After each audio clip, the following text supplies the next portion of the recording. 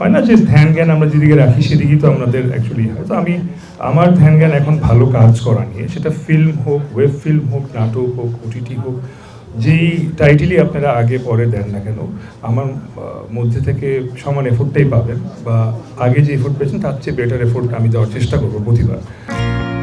দেশের জনপ্রিয় অভিনেতা তৌসিফ মাহবুব বৈচিত্র্যময় সব চরিত্রে দক্ষতার সঙ্গে অভিনয়ের মাধ্যমে দর্শকপ্রিয়তা পেয়েছেন। সম্প্রতি এক সাক্ষাৎকারে নিজের অতীত জীবন, ক্যারিয়ারের শুরুর গল্প এবং ব্যক্তিগত জীবন নিয়ে খোলামেলা কথা বলেছেন এই অভিনেতা।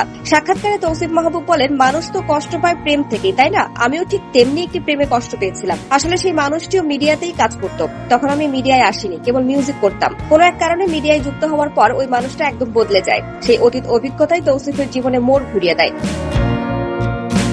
অভিনেতার কথায়, এরপর যখন আমার মিডিয়ায় আসার সুযোগ হলো তখন আমি মনে মনে ঠিক করেছিলাম আমি এই মাধ্যমে আসবো ঠিকই, কিন্তু কখনোই বদলে যাব না। বাস্তবে সেটাই হয়েছে। বয়সের দিক থেকে হয়তো আমি বড় হয়েছি, কিন্তু ক্যারিয়ারের প্রথম দিন থেকে যারা আমাকে চেনেন তারা এখন বলবে যে এই ছেলেটা একদম আগের মতোই আছে। শোবিজ দুনিয়ায় সাফল্যের চূড়ায় পৌঁছালেও তারকা বা স্টার তকমা নিয়ে ভিন্ন ভাবনার কথা জানান তৌসিফ। তিনি বলেন, আমি স্টার হওয়ার ধারণাটিতে বিশ্বাসই করি না, আর বিশ্বাস করি না দেখেই আসলে আমার মধ্যে অহংকার বা পরিবর্তন আসা সম্ভব নয়। কেউ আমাকে যতই নিচে ফেলে দিক কিংবা যতই উপরে তুলে দিক, আমাকে বদলে ফেলা যাবে না।